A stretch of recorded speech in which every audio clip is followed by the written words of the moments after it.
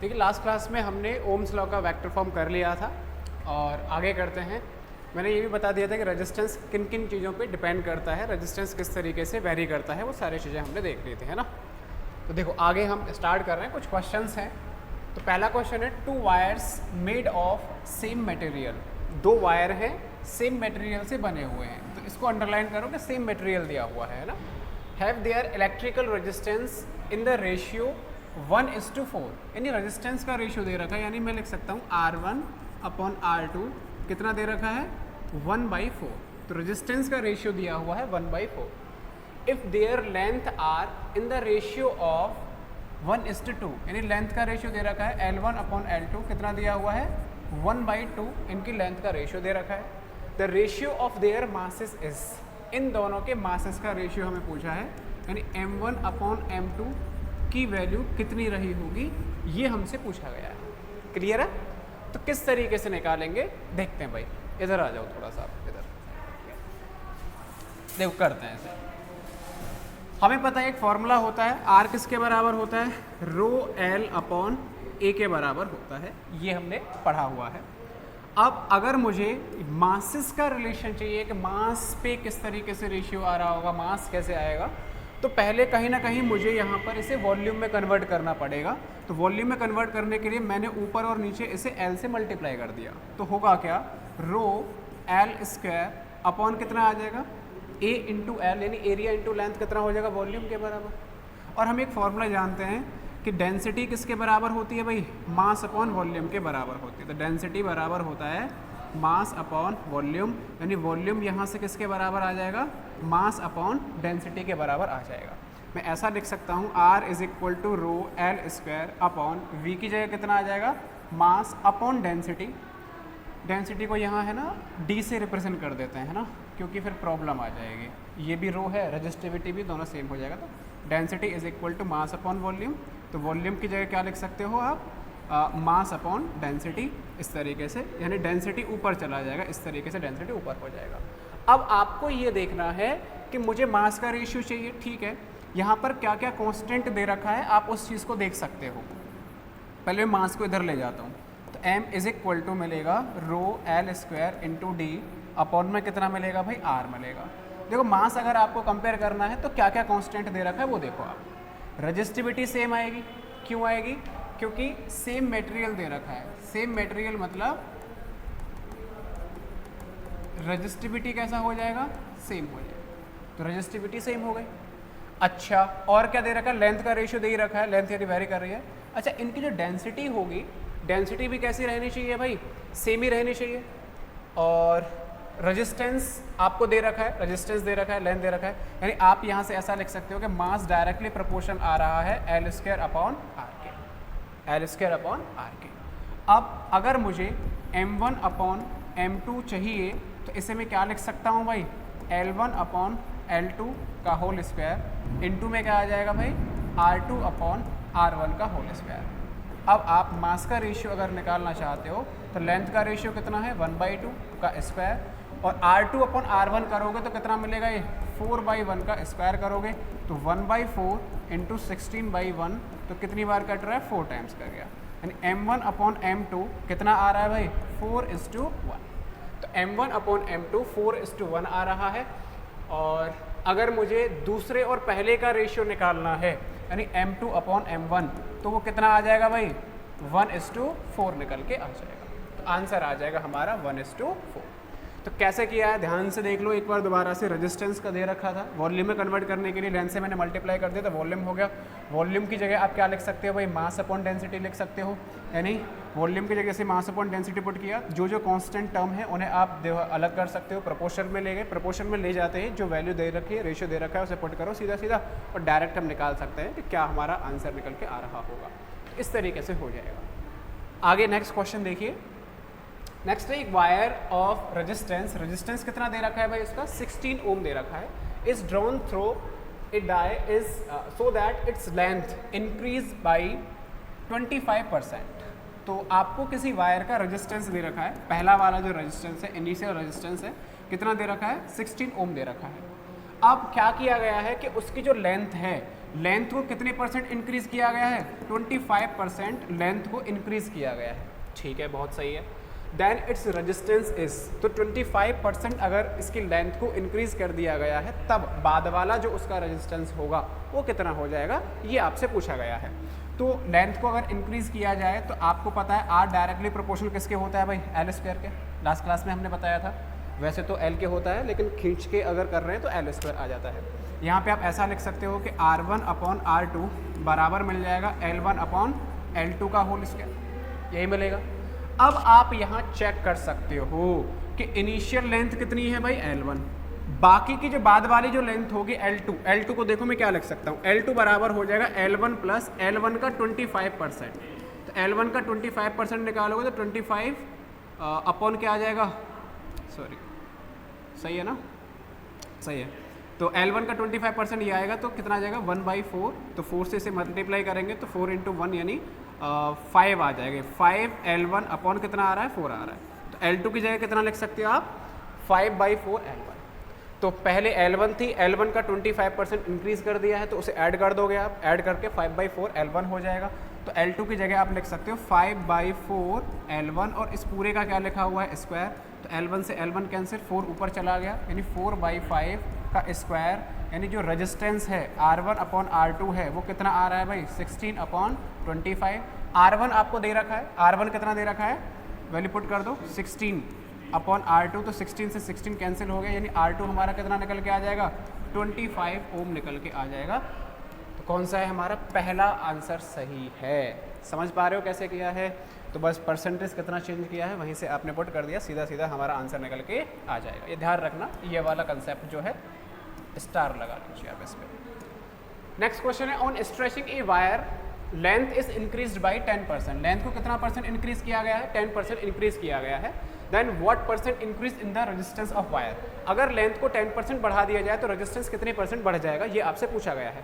तो मैंने मान लिया लेट इनिशियल जो लेंथ है उसकी जो L1 है जो दे रखा है वो कितना मान लेते हैं? मैंने मान ली 100 मीटर है, इनिशियल मैंने 100 मान लिया।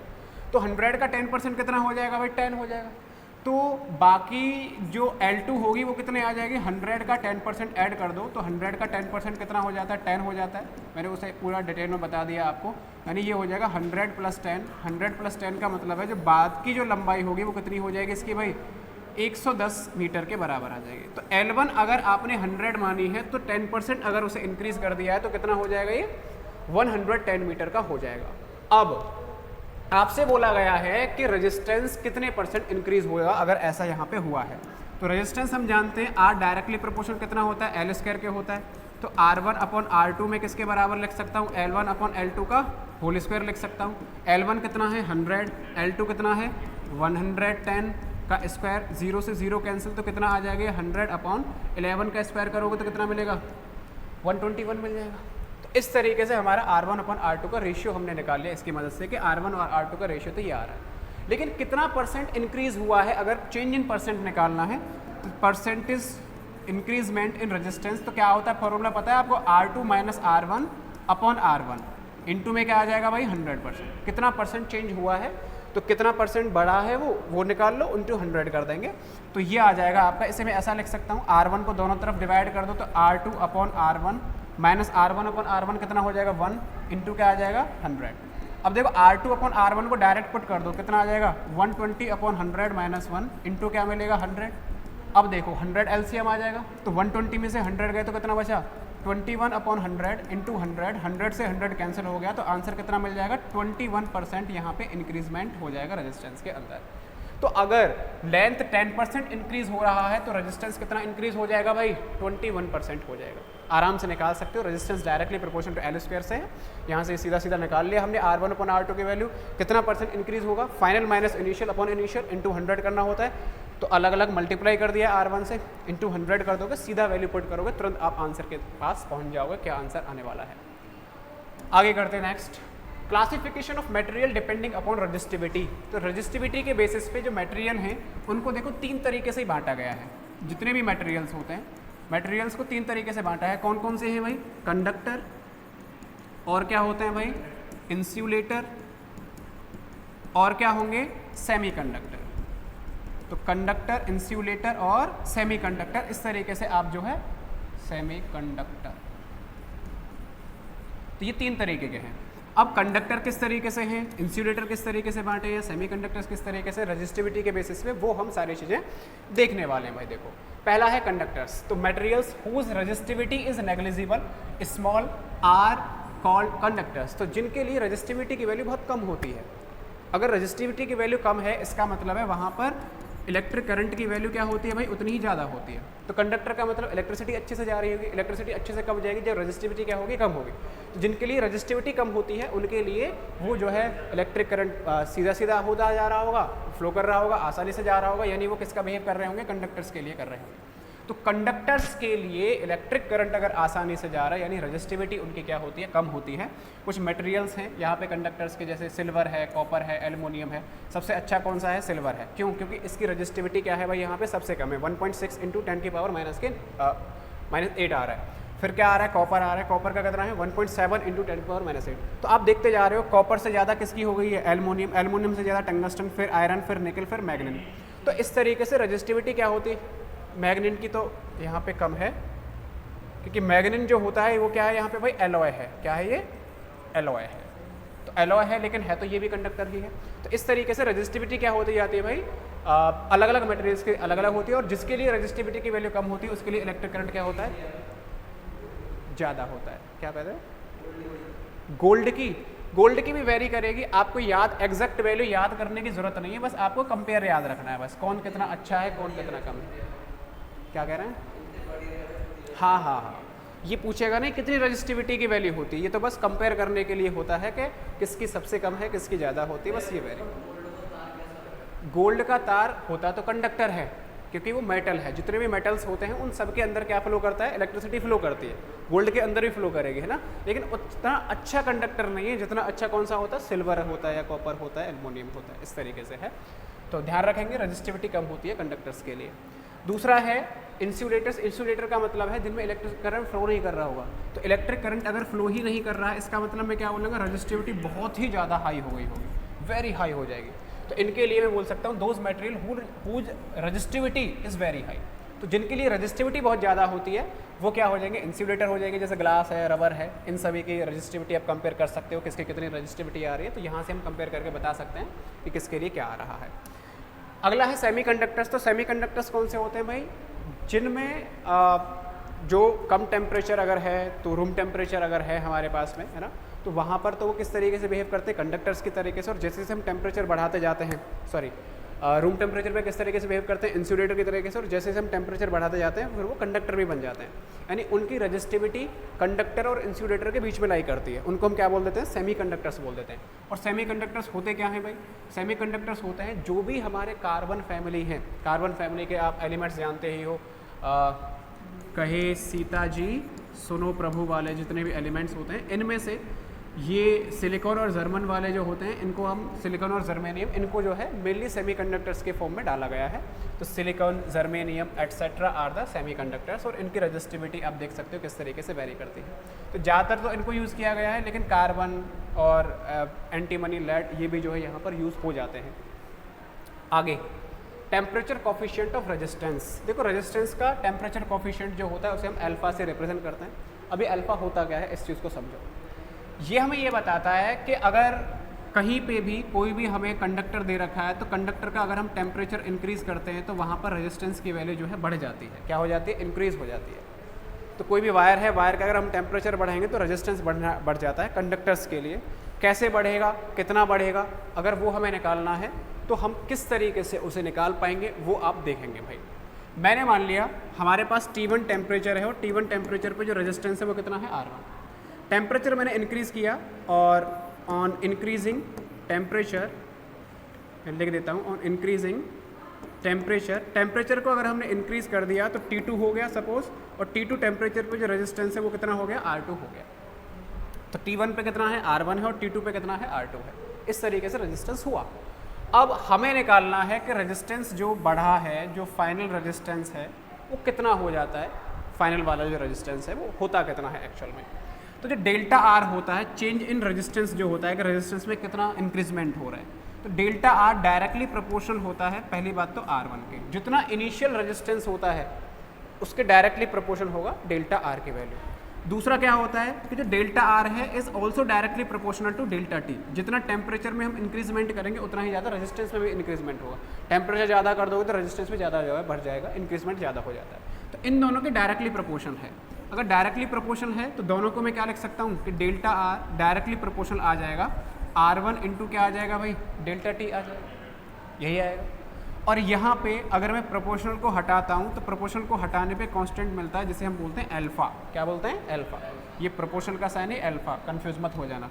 तो प्रोपोर्शनल कांस्टेंट आएगा अल्फा, R1 इंटू में क्या मिलेगा भाई, डेल्टा टी। तो चेंज इन रेजिस्टेंस जो आया है वो कितना आया है, अल्फा R1 डेल्टा टी, ये आया है चेंज इन रेजिस्टेंस। आगे आप फर्दर अगर सॉल्व करना चाहोगे, अच्छा अल्फा होता क्या है, अल्फा को हम बोलते हैं टेम्परेचर कोफिशिएंट ऑफ रेजिस्टेंस। ये जो अल्फा आया है इसी को क्या बोलते हैं भाई, टेम्परेचर कोफिशिएंट ऑफ रेजिस्टेंस। अब डेल्टा आर को मैं क्या लिख सकता हूँ भाई, R2 minus R1, change in resistance ही तो है, is equal to alpha R1 delta T. इस तरीके से आ जाएगा। R1 को इधर ले जाओ तो R2 कितना मिल जाएगा, R1 plus alpha R1 delta T. और आप देख रहे हो R1 को अगर आपने कॉमन निकाल लिया तो क्या बन जाएगा, 1 plus alpha delta T. R1 तो कॉमन चला गया, तो R2 बराबर आ रहा है R1 1 plus alpha delta T. ये हमारा फाइनल फार्मूला आता है रेजिस्टेंस के लिए कि R2 कितना होता है, फाइनल रेजिस्टेंस होता है initial resistance into 1 plus alpha delta T, जहाँ पे अल्फा क्या होता है, टेम्परेचर कोफिशिएंट होता है। समझ गए आप लोग? तो अल्फा जो टेम्परेचर कोफिशिएंट है, अगर आप इसको सेपरेट निकालना चाहो यहाँ से तो अल्फा देखो कितना मिल जाएगा, अल्फा बराबर मिल जाएगा delta R upon R1 delta T. ये आप यहाँ से अल्फा को सेपरेट करके डायरेक्ट निकाल भी सकते हो। और अल्फा की अगर यूनिट पूछी जाए कि यूनिट कितनी आ जाएगी, यूनिट ऑफ अल्फा कितनी हो जाएगी, देखो ऊपर रेजिस्टेंस नीचे रेजिस्टेंस, तो रेजिस्टेंस से रेजिस्टेंस की यूनिट कट जाएगी, क्या बचा, टेम्परेचर आ रहा है 1 अपॉन करके, तो इसका जो यूनिट आएगा वो क्या आएगा, पर डिग्री केल्विन, सॉरी पर केल्विन, ऐसे लिख सकते हो पर केल्विन या केल्विन इनवर्स, या फिर क्या लिख सकते हो पर डिग्री सेल्सियस। तो पर डिग्री सेल्सियस या पर केल्विन इसका यूनिट निकल के आ जाता है अल्फा का। समझ में आया? तो डेल्टा आर इनिशियल रेजिस्टेंस के डायरेक्टली प्रोपोर्शनल होगा, डेल्टा टी के डायरेक्टली प्रोपोर्शनल होगा, दोनों को मिलाओगे प्रोपोर्शनल कांस्टेंट अल्फा आ जाता है। और R2 जो है फाइनल रेजिस्टेंस को आप सेपरेट कर ही सकते हो, इस तरीके से हमें मिल जाता है। तो ये है। अब यहाँ पे हम बोल सकते हैं कि अगर कंडक्टर्स की मैं बात करूँ तो देखो 4 कंडक्टर्स, तो जितने भी कंडक्टर्स होते हैं, कंडक्टर्स के लिए अल्फा की जो वैल्यू होती है वो कैसी होती है भाई, पॉजिटिव होती है। और अगर कंडक्टर्स के लिए अल्फा की वैल्यू पॉजिटिव है तो टेम्परेचर को जब हम इंक्रीज करते हैं तो वहाँ पे रेजिस्टेंस भी क्या करता है, इंक्रीज करता है। तो अल्फा पॉजिटिव है तो R2 बराबर क्या फॉर्मूला था, R1 1 plus alpha delta T. यहाँ से कंपेयर किया है मैंने। देखो अल्फा अगर पॉजिटिव है, टेम्परेचर अगर बढ़ाओगे तो रेजिस्टेंस भी क्या होगा, कुछ ना कुछ यहाँ से बढ़ेगा ही बढ़ेगा, क्योंकि कुछ ना कुछ वैल्यू ऐड हो रही है। लेकिन अगर मैं दूसरे की बात करूँ भाई, 4 इंसुलेटर या सेमीकंडक्टर्स की बात कर लेते हैं, 4 सेमीकंडक्टर्स। तो सेमीकंडक्टर्स के लिए अल्फा की जो वैल्यू होती है वो कैसी होती है, नेगेटिव। तो नेगेटिव अगर इसके लिए वैल्यू है तो टेम्परेचर अगर आप बढ़ाओगे, ध्यान से देखो ये नेगेटिव है, ये बढ़ा रहे हो तो ये ओवरऑल नेगेटिव में बढ़ रही होगी, तो रेजिस्टेंस क्या हो जाता है, कम हो जाता है। तो बहुत इंपॉर्टेंट बात है, कंडक्टर के लिए टेम्परेचर बढ़ाने पर तो रेजिस्टेंस बढ़ जाता है, लेकिन सेमीकंडक्टर्स के लिए टेम्परेचर बढ़ाने पर रेजिस्टेंस कम हो जाता है। क्यों होता है? क्योंकि कंडक्टर्स के लिए अल्फा की वैल्यू पॉजिटिव होती है और सेमीकंडक्टर्स के लिए अल्फा की वैल्यू कैसी होती है, नेगेटिव होती है। इसलिए ऐसा हमें देखने को मिलता है, याद रखना है आप सभी को अच्छे से। आगे चलते हैं भाई, टेम्परेचर डिपेंडेंस ऑफ रेजिस्टिविटी, वही चीज़ें हैं। मेटल्स की अगर बात की जाए, मेटल्स बोले तो कंडक्टर्स की अगर बात की जाए तो कंडक्टर्स के लिए देखो, the resistivity of metal conductors increases with temperature, temperature के साथ इंक्रीज करेगा। सच मटेरियल्स है पॉजिटिव टेम्परेचर कोफिशिएंट, तो इनके लिए कोफिशिएंट कैसा होता है भाई, पॉजिटिव होता है। तो पॉजिटिव टेम्परेचर कोफिशिएंट होता है, अल्फा की वैल्यू कैसी होती है इनके लिए, पॉजिटिव होती है। और अल्फा के लिए जब पॉजिटिव वैल्यू होती है तो रेजिस्टिविटी और टेम्परेचर के बीच में जब हम ग्राफ बनाते हैं तो कैसा आता है भाई, कुछ इस तरीके का आता है। जैसे जैसे टेम्परेचर को बढ़ाते जाओगे वैसे वैसे रेजिस्टिविटी भी क्या होती जाती है, इंक्रीज होती जाती है। और जब बहुत ज़्यादा हाई टेम्परेचर होता है तो हाई टेम्परेचर पे जाके क्या हो जाता है, लीनियर भी हो जाता है ग्राफ ऊपर जाके, तो लीनियर एट हाई टेम्परेचर। शुरुआत में जो है इस तरीके से बढ़ता जाएगा बढ़ता जाएगा बढ़ता जाएगा और यहाँ जाने के बाद एक लीनियर जैसा मिलेगा, इस तरीके से एक लाइन जैसा जो है आपको मिलेगा। तो इस तरीके से हमारा ग्राफ बनता है। किसके लिए ग्राफ भाई, ये मेटल्स के लिए रेजिस्टिविटी और टेम्परेचर के बीच। टेम्परेचर बढ़ाओगे तो रेजिस्टिविटी बढ़ेगी, क्यों? क्योंकि अल्फा पॉजिटिव आ रहा है। लेकिन अगर मैं बात करूं सेमीकंडक्टर्स की, तो सेमीकंडक्टर्स का मतलब क्या होता है भाई? Resistance decreases with temperature. इनके लिए जो है टेम्परेचर बढ़ाने पर डिक्रीज होती है। क्यों? क्योंकि इनके लिए नेगेटिव टेम्परेचर कोफिशिएंट होता है।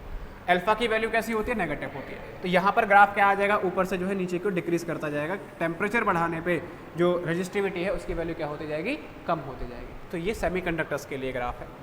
इसी तरीके से एलॉयज जो भी होते हैं, एलॉयज के लिए बना सकते हो। तो alloy like nichrome, मैग्नीन have large resistivity but very small temperature coefficient. Temperature coefficient कैसा होता है? बहुत छोटा होता है। इसकी वैल्यू देखो लगभग यहाँ पर दे रखी है आपको 0.001 है ना पर degree Celsius.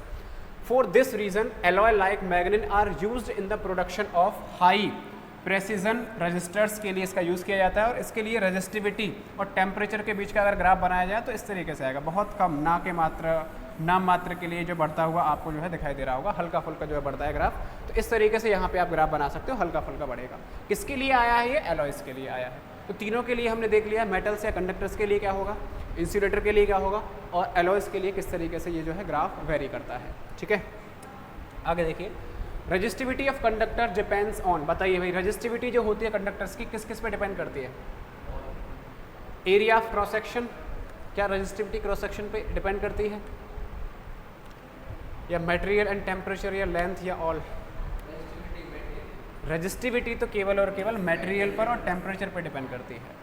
Cross section area या लेंथ पर कौन डिपेंड करता है? रेजिस्टेंस करता है, ना कि रेजिस्टिविटी करती है। सिल्वर का वायर है आपके पास में 20 सेंटीमीटर का दे रखा है, तो जो रेजिस्टिविटी उसके लिए होगी वही 10 सेंटीमीटर के लिए होगी, वही 1 सेंटीमीटर के लिए। सिल्वर है तो सिल्वर ही है, चाहे वायर छोटा हो, बड़ा हो, मोटा हो, कैसा भी हो, रेजिस्टिविटी तो सेम रहेगी। यानी मटेरियल और टेम्परेचर पर डिपेंड करेगी।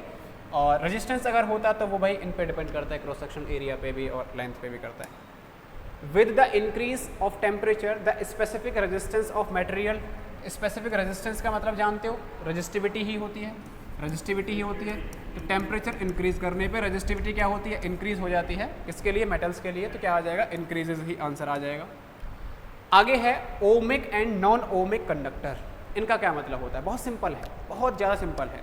ओमिक और नॉन ओमिक का मतलब क्या होता है? ओमिक का मतलब होता है ऐसे कंडक्टर्स जो ओम्स लॉ को फॉलो कर रहे हो, ओबे ओम्स लॉ, जो ओम्स लॉ को ओबे कर रहे हैं वो क्या हो जाएंगे? ओमिक। और जो ओम्स लॉ को ओबे नहीं कर रहे हैं, डू नॉट ओबे, डोंट ओबे ओम्स लॉ, जो ओम्स लॉ को ओबे नहीं कर रहे हैं वो क्या हो जाएंगे? हमारे नॉन ओमिक हो जाएंगे। तो ये फॉलो करेंगे, फॉलो नहीं करेंगे। ओम्स लॉ को फॉलो करने का मतलब क्या आ जाएगा कि यहाँ पे तो V किसके बराबर होगा भाई? IR के बराबर होगा। और यहाँ पे V is not equal to क्या हो जाएगा? IR हो जाएगा। यहाँ ये बराबर नहीं होगा, यहाँ होगा। और यहाँ पे मैं बोल सकता हूँ कि ग्राफ कैसा आना चाहिए? V और I के बीच में कैसा ग्राफ आना चाहिए? स्ट्रेट आना चाहिए, इस तरीके से आना चाहिए। लेकिन यहाँ पर स्ट्रेट नहीं आएगा, कैसा भी वेरी कर सकता है, कुछ भी हो सकता है। ओम्स लॉ को फॉलो नहीं कर रहे होंगे। यही बेसिक सा डिफरेंस होता है ओमिक और नॉन ओमिक कंडक्टर्स के लिए। वही सारी चीज़ें डिटेल में हम पढ़ते हैं। देखो, ohmic conductors, these the substance which obey Ohm's law, जो ओम्स लॉ को फॉलो कर रहे हैं उन्हीं को हम क्या बोल देंगे? ओमिक कंडक्टर्स बोल देते हैं। एग्जाम्पल मेटल्स जितने भी होते हैं ओम्स लॉ को फॉलो करते हैं भाई। अच्छा, इसके लिए अगर हम ग्राफ बना के देखें तो ग्राफ क्या, देखो इधर I ले लिया है, इधर क्या ले लिया है? V, तो स्ट्रेट लाइन ही आएगा। इधर V ले लिया है, इधर क्या ले लिया? I, इसका भी क्या आएगा? स्ट्रेट लाइन ही आएगा। लेकिन V और I का अगर स्लोप निकाला जाए तो V किसके बराबर होता है भाई? IR के बराबर होता है। तो V और I का अगर स्लोप निकालें, ये Y का काम कर रहा है, X का काम कर रहा है, तो यहाँ स्लोप किसके बराबर आ जाएगी? रेजिस्टेंस के बराबर। तो V और I का जो स्लोप है वो तो क्या दे देगा आपको? यहाँ पे रेजिस्टेंस का ग्राफ दे देगा। लेकिन अगर हम यहाँ की बात करें तो देखो, हम जानते हैं V किसके बराबर होता है? IR होता है। तो यहाँ आप क्या लिखोगे? I बराबर लिख सकते हो V/R। तो यहाँ I और V के बीच का ग्राफ पूछा है। I y एक्सिस पे है, ये x एक्सिस पे है। तो यहाँ जो स्लोप का काम कर रहा है वो कौन कर रहा है? 1/R। और 1/R जानते ही आप किसके बराबर होता है? G के बराबर। G बोले तो कंडक्टेंस। तो अगर V वर्सेस I का ग्राफ बना हुआ है, वहाँ पर स्लोप पूछी जाए तो वो तो किसके बराबर आ जाएगी? रेजिस्टेंस के बराबर। लेकिन I वर्सेस V अगर आ रहा है, वहाँ पर जो स्लोप है वो 1/R के बराबर आएगी। 1/ रेजिस्टेंस, जिसको हम क्या बोल सकते हैं? कंडक्टेंस के बराबर निकल के आ रहा होगा। तो ये कंडक्टेंस के बराबर निकल के आ रहा होगा। क्लियर है?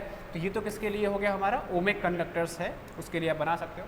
फिर है non ohmic conductors. Non ohmic का मतलब है substance which do not obey Ohm's law are called non ohmic. यानी यहाँ लिख सकते हो V is not equal to क्या आ जाएगा भाई? IR। पिछले वाले में क्या था? V इज इक्वल टू क्या होना चाहिए? IR के बराबर होना चाहिए था। और एग्जांपल्स देख सकते हो, इलेक्ट्रोलाइट्स है, थर्मियोनिक वॉल्स हैं, ट्रांसमिस्टर्स हैं, सेमीकंडक्टर्स हैं, वैक्यूम ट्यूब्स हैं, ट्रांजिस्टर्स हैं। तो ये सारे के सारे क्या है, फॉलो नहीं करेंगे।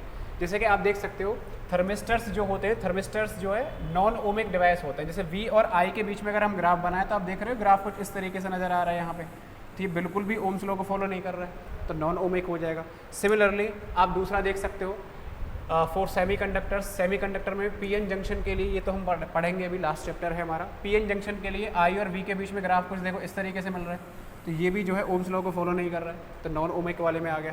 सिमिलरली VI कर्व हमने किसके लिए बनाया है, वैक्यूम ट्यूब के लिए बनाया, तो इसके लिए आप देख रहे हो ग्राफ कुछ इस तरीके से आ रहा है, तो ये भी जो है ओम्स लॉ को फॉलो नहीं कर रहा है। तो ये सारे के सारे क्या हो जाएंगे हमारे non ohmic conductors, non ohmic materials हो जाएंगे। समझ पा रहे हो आप? तो ओमिक का क्या मतलब होता है, नॉन ओमिक का क्या मतलब होता है, वो सारी चीज़ें आपको पता होना चाहिए। और रेजिस्टिविटी टेम्परेचर पर डिपेंड कैसे करती है वो पता होना चाहिए। ये सारी चीज़ें हैं, बाकी का नेक्स्ट क्लास में हम पढ़ेंगे ही आगे। आज के लिए बस इतना सा ही, ठीक है।